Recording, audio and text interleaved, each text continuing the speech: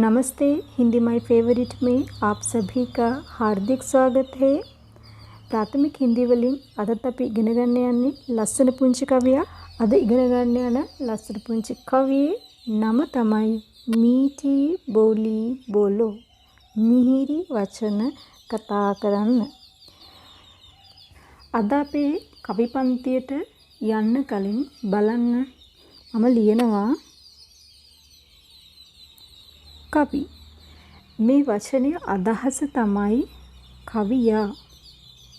කවිය ලියන කෙනා. ඒ වගේම වචනයක් තියෙනවා කවිතා. කවිතා කියන වචනේ අදහස තමයි කවිය. මේ දෙක ගොඩාක් වෙලාවට අපේ ළමයි පටලව ගන්නවා. කවි කියනකොට හිතනවා කවියට කියන නම කියලා. නැහැ. කවිය ලියන කෙනාට තමයි අපි කවි කියලා හින්දියෙන් කියන්නේ. කවිතා කියලා කියන්නේ කවියට. මේ දෙක පටලව ගන්න නැතුව හොඳට මතක තියාගන්න. අපි ඒ දේත් එක්ක යමු අපේ පාඩමට. මුලින්ම ලියලා තියෙනවා जब अपना मुँह खोलो तुम मीठी बोली बोलो तुम जग में इज्जत पाओगे बहुत नेक कहलाओगे. අපිට කියනවා ජබ් කියන වචනේ දාලා අපිට පුළුවන් වාක්‍ය දෙකක් එකතු කරන්න. අපි අර කියන්නේ කනකොට යනකොට එනකොට කියලා. අන්න ඒ වගේ මේ ඒ අදහස තමයි මේ ජබ් කියන එක දාලා අපිට වාක්‍යයක් නිර්මාණය කරගන්න පුළුවන්. බලන්න අපනා කියලා කියන්නේ තමන්ගේ, මුහ කියලා කියන්නේ මුහුණටත් කියනවා. මුහුණට සහ කටටත් කියනවා. දැන් මෙතන අදහස නම් කට කියන අදහස. කෝලෝ කියන්නේ දැන් ඔයා දන්නවා අරින්න කියන එක තුන්වෙනි ඇවිල්ලා තියෙන්නේ. එමනම් කෝලෝ. ඔයාගේ කට අරිනකොට මොනවද එයා කරන්න කියන්නේ? මීටි බෝලි බෝලෝ තුම්. මිහිරි වචන කතා කරන්න. මිහිරි ලෙස, හරිම ආදරණීය ලෙස කතා කරන්න කියලායි මේ පළවෙනි පේලි දෙකේ ලියලා තියෙන්නේ. අපිට එතකොට කියනවා जग में इज्जत पाओगे बहुत नेक कहलाओगे. ඔයා මිහිරි විදියට ඔයාගේ කට අරිනකොට මිහිරි විදියට කතා කරොත් ජග මේ කියලා කියන්නේ ලෝකය. ජග කියලා කියන්නේ ලෝකය. ඔයා හින්දියෙන් දන්නවනම් දුනියා කියන වචනයට සමාන වචනයක් තමයි මේ ජග කියලා කියන්නේ. ජග මේ කියලා කියනකොට ලෝකයේ ඉස් මෙතන යටින් මේ ජයනු දෙකක් නේ තියෙන්නේ. මේ දෙකම යටින් ඩොට් දෙකක් එන්න ඕන. ඉස්සත් මේ ඉස්සත් අකුර හදාගන්නේ ජයන්නට යටින් තිතක් තියෙනවා කියලා දන්නවනේ. එහෙම තමයි මේ ز අකුර හදාගන්නේ. ඉස්සත් කියලා කියන්නේ ගෞරවය. ලෝකයේ ගෞරවයක් පාओगे කියලා කියන්නේ අනාගත කාලයෙන් තියෙන්නේ ලබා ගනීවි. කවුද? ඔයා. කවද්ද? මොන වෙලාවේදීද? ඔයා මිහිරි ලෙස ඔයාගේ කට අරිනකොට මිහිරි ලෙස කතා කරන්න පුරුදු වුණොත් ලෝකයා තුල ඔයා ගොඩක් ලොකු රෙස්පෙක්ට් එකක් ලබා ගනීවි කියන එකයි මේකේ ලියලා තියෙන්නේ. සහ බොහොත් නේක कहलाओगी.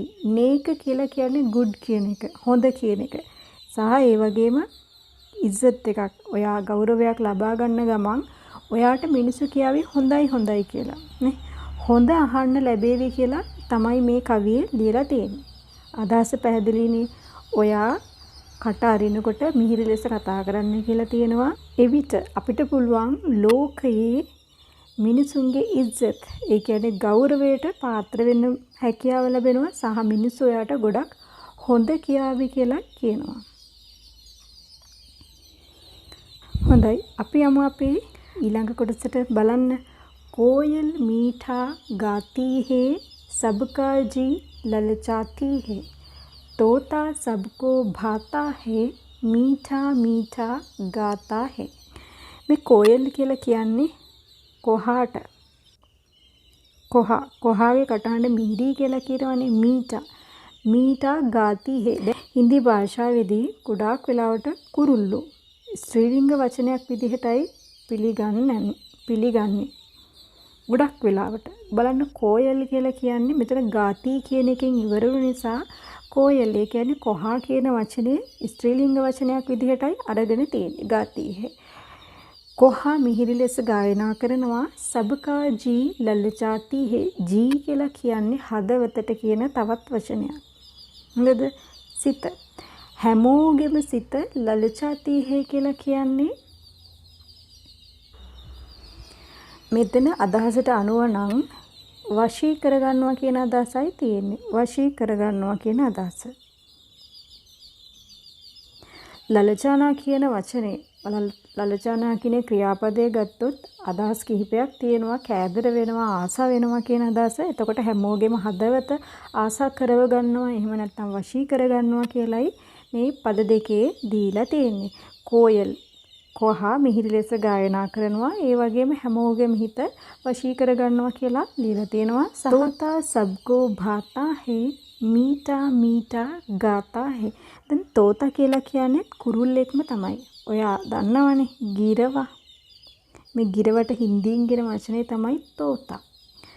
තෝතා බලන්න මෙතන නම් භාතා කියලා තියෙන්නේ, ගාතා කියලා තියෙන්නේ. එහෙමනම් මෙයා නම් අරගෙන තියෙන්නේ පුරුෂ ලිංග වචනයක් විදිහටයි අරගෙන තියෙන්නේ. මෙතන කෝයල් කියනකොට ස්ත්‍රීලිංග වචනයක් වුණා. තෝතා කියනකොට පුරුෂ ලිංග වචනයක් වෙලා තියෙනවා. භාතා කියලා කියන්නේ ප්‍රිය. හැමෝටම ප්‍රියයි. ගිරව හැමෝටම ප්‍රියයි. මොකද කියනවනම් මීටා මීටා ගාතා හේ. මිහිරි ලෙස ගායනා කරනවා. ඒක නිසා හැමෝම තෝතට ගිරවට හරි ආසයි කියලයි මේ කවි පන්තියේ මේ පද හතරේ ලියලා තියෙන්නේ. අපි ඊළඟ කොටසට ආවොත් सच्चा गुण ये जानो तुम बात कीमती मानो तुम जब अपना मुँह खोलो तुम मीठी बोली बोलो तुम. සච්චා ගුණ හොඳ ගුණයක්ලු. මොකද්ද? අපිට කියනවා දැනගන්නලු. ඔයා මේක හොඳට දැනගන්න. මේක හොඳ උතුම් ගති ගුණයක්. මොකද්ද? මේ කියවන අපි මේ කියන මේ කවිය පුරාවටම දීලා තියෙන උපදේශය හරියට කොහොමද? කීමති මානෝතුම්. කීමති ගොඩක් වටිනවා කියලා ඔයා පිළිගන්න. මේක උතුම් ගුණයක් සහ ගොඩක් වැලියබල් ගොඩක් වටින දෙයක් කියලා ඔයා පිළිගන්න සහ ඔයා දැනගන්න කියලයි මේ පද දෙකේ ලියලා තියෙන්නේ. මොකද්ද කියන්නේ මේ වටිනා දේ? එහෙම නැත්නම් මේ උතුම් ගුණය මොකක්ද? මෙන්න මෙහෙම වෙනවා. මීටි බෝලි බෝලෝ තුම්. මොන වෙලාවෙදී ඔයා කට අරින හැම වෙලාවෙම මිහිරි වචන කියනවා කියන එක ගොඩක් වටින සහ ගොඩක් උතුම් ගුණයක් කියලා ඔයා දැනගන්න කියලයි මේ කවියේ ලස්සන පුංචි කවිය අපිට දීලා තියෙන්නේ. හොඳයි. ලස්සන පුංචි කවියක්, ගොඩක් වටින කවියක් සහ බලමු අපි අපිට තියෙන අභ්‍යාසය අනුව මොනවද කරන්න තියෙන්නේ කියලා. ඊට කලින් අපි යනවා ශබ්දාර්ථ වලට. मीठी बोली इज्जत ඔයා දන්නා මෙතනින් ඩොට් දෙකක් එන්න ඕනි කියන එක. පානා නීක් जी ललचाना भाना बात कीमती. පානා කියන්නේ ලබා ගන්නවා කියන එක. ලල්චානා කියලා කියන්නේ ආශා කරනවා, ලෝභ වෙනවා, කෑදර වෙනවා, වශී කර ගන්නවා කියන අදහස. භානා කියනකොට අපි කියනවා ප්‍රිය වෙනවා, attract to attract. හොඳයි. अपनी प्रांतीय भाषा में भावार्थ लिखिए කියලා අභ්‍යාස දෙකක් දීලා තියෙනවා. जब अपना मुँह खोलो කියන කොටස සහ සච්චා ගුණ ये जानो කියන කොටස. අපි ඒ ගැන සාකච්ඡා කරොත් බලන්න. जब अपना मुँह खोलो මේ පළවෙනි කොටස, සච්චා ගුණ කියනකොට මේ තුන්වෙනි කොටස. විභාගයේදී මේ පාඩමින් මේ කවි පන්තියෙන් ප්‍රශ්නයක් ගන්නවා නම් මේ ප්‍රශ්න දෙක ගන්නවා. අපි බලමු जब अपना मुँह खोलो කියන කවි මේ කොටසේ අදහස මොකක්ද කියලා. බලන්න තියෙනවා. These lines are taken from the poem Meeti Boli Bolo. Poet advised us in this poem to speak sweetly. මිහිරි ලෙස කතා කරන්න කියලා අපිට කවිය කියනවා කියලායි දාලා තියෙන්නේ. ඊට කලින් බලන්න මේ කවියේ කවියාගේ නම දාලා නැහැ. සංකලිත්. මේක කොහෙන් හරි උපුටා ගත්ත ලස්සන පුංචි කවියක් කියන එකයි මේ අදහස. බලන්න ඊළඟට තියෙනවා whenever you speak use soft and sweet words. Use soft and sweet words, then only you can get respect from others. You will be considered as a honest person also. පළවෙනි කවිය අදහස ඔයා කටහරිනකොට ඔයා ස්පීක් කරනකොට ඔයා කතා කරන විට මෙතන තියෙන whenever යම් කිසි අවස්ථාවකදී ඔයා කතා කරනකොට ඔයාට කියනවා soft හරි මෘදු සහ මිහිරි ලෙස කතා කරන්න කියලා වචන use කරන්න කියලා දාලා තියෙනවා. එතකොට තමයිලු දැන් එවිට ඔයාට පුළුවන් මේක තමයි හොඳම ක්‍රමය කියලා කියන්නේ. ඔයාට ඉස්සත් එකක් ලබා ගන්න. එහෙම නැත්නම් ඔයාට ගෞරවයක් ලබා ගන්න හොඳම ක්‍රමයක් තමයි මිහිරි ලෙස කතා කරන එක. respect. ඔයාට ගෞරවයක් ලබා ගන්න පුළුවන් කාගෙන්ද? others. අනිත් අයගේ. you will be considerate. ඒත් එක්කම කියනවා ඔයාව හොඳ කෙනෙක්. මෙතන honest කියලා දාලා තියෙන්නේ අපි අතන තිබුණේ නේක කියලානේ. නේක කියන වචනේ තමයි good කියන එක. එතකොට good person කෙනෙක් කියලා ඔයාව හැමතැනම කතා බහට ලක් වේවි කියලායි ඒ කවිය අපි ඉගෙන ගත්තේ. මේ තියෙන ඉංග්‍රීසි කොටස ඔයාට වෙනවා මේ ටික කටපාඩම් කරගන්න හෝ ඔයාගේ අදහසින් ලියන්න පුළුවන් නම් ගොඩක් හොඳයි. සහ මේ තියෙන්නේ තමිල්. ඔයා තමිල් දන්නවා නම් ඔයාට පුළුවන් තමිල් වලින් ලියන්න. ඒත් එක්කම අපි අපේ දෙවෙනි කොටසට ආවොත් බලන්න සච්චා ගුණ යේ ජානෝ කියන කොටසේ තේරුම දීලා තියෙනවා. These lines are taken from the poem Meeti Boli Bolo. Poet says sweet speech is a good character and the words will be valuable. Whenever you start to speak, use lovable words only. Poet advises that always use sweet words at the time of speaking.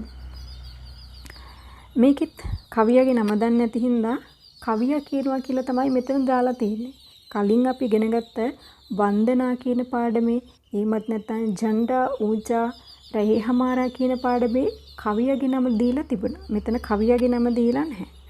Sweet is speech is a good character. යා කියනවා poet කියනවා මිහිරි ලෙස කතා කරන එක හොඳ ගති ගුණයක්, character එකක්, හොඳ ගති ගුණයක් සහ ඒක හරි වටින දෙයක්. මේ වටින දෙයක්.